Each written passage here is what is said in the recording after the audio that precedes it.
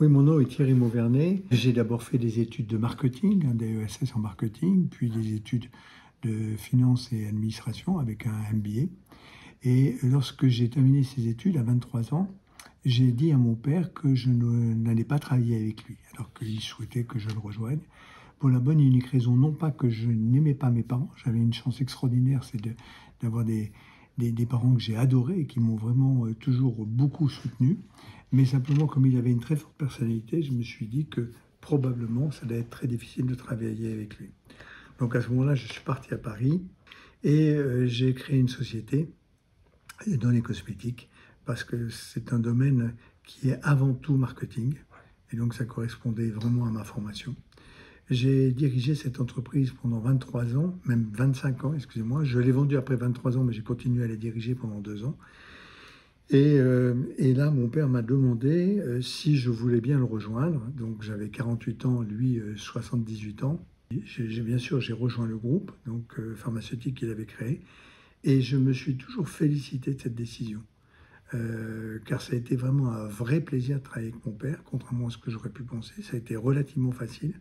Ce qui a été plus compliqué, c'est que vraiment la pharma et les cosmétiques, ce sont deux mondes complètement différents.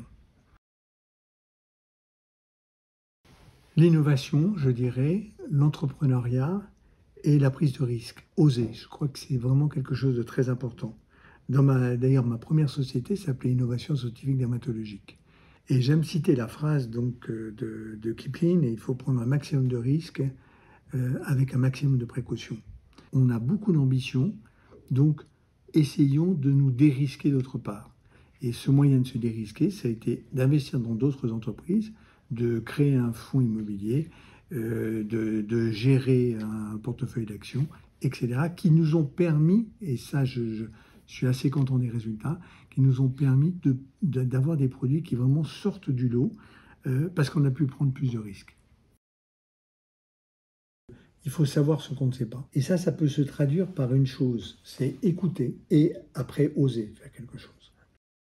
Maintenant, après 45 ans d'expérience, j'aimerais vraiment beaucoup transmettre mon savoir et aussi transmettre mon expérience. C'est-à-dire qu'en fait, j'ai fait tellement de bêtises dans ma vie que c'est vrai que probablement je peux expliquer aux jeunes entrepreneurs ce qu'il ne faut pas faire. Alors bien évidemment, ce qu'il faut faire, c'est très compliqué parce que je ne connais pas leurs produits. Ils connaissent beaucoup mieux leur réalité technologique que moi. Mais au moins leur éviter des grosses erreurs, ça je crois qu'on peut le faire. Et ça, je le fais. Il y a une autre chose que j'aimerais aussi transmettre, hormis cette expérience, c'est transmettre ma passion. Je crois qu'il faut être vraiment passionné lorsqu'on veut créer une entreprise. Si on n'est pas passionné, on ne tiendra pas la distance. Parce que la création d'entreprise, c'est loin d'être un fleuve tranquille. Il va y avoir des échecs, il va falloir se redresser, il va falloir repenser son business model, il va falloir accepter des adaptations. Et si on n'a pas cette passion, cette rivée au corps, je crois qu'on y arrivera difficilement. On n'aime pas demander conseil. Et parce qu'on pense très souvent que en fait, c'est un signe d'échec, un signe de faiblesse. Et puis qui plus est, on a l'impression que les conseils viennent d'une vieille génération et donc ils ne vont pas être adaptés. Mais maintenant, il y a une telle accélération de l'innovation. Les choses vont tellement vite qu'en fait, il est très difficile de partir de zéro. Je prends l'exemple de la science. Vous n'avez pas un seul scientifique qui va réinventer la roue. Un biologiste va toujours se servir des expériences des autres. Un informaticien va faire la même chose.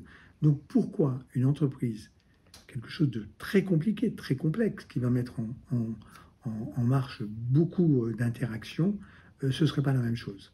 Et ça, c'est dommage, parce qu'en fait,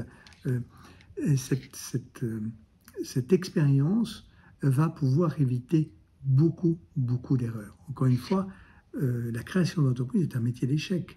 Donc on se trompe très souvent. Essayons de limiter ce nombre d'erreurs et essayons de faire le plus juste possible. Confucius a dit une chose qui était très juste à mon sens, c'était que c'était dommage que l'expérience soit un peu comme une lanterne accrochée dans le dos et qui n'éclaire que le chemin passé. Faisons en sorte que ce ne soit pas ce cas-là, c'est que l'expérience puisse éclairer le chemin futur.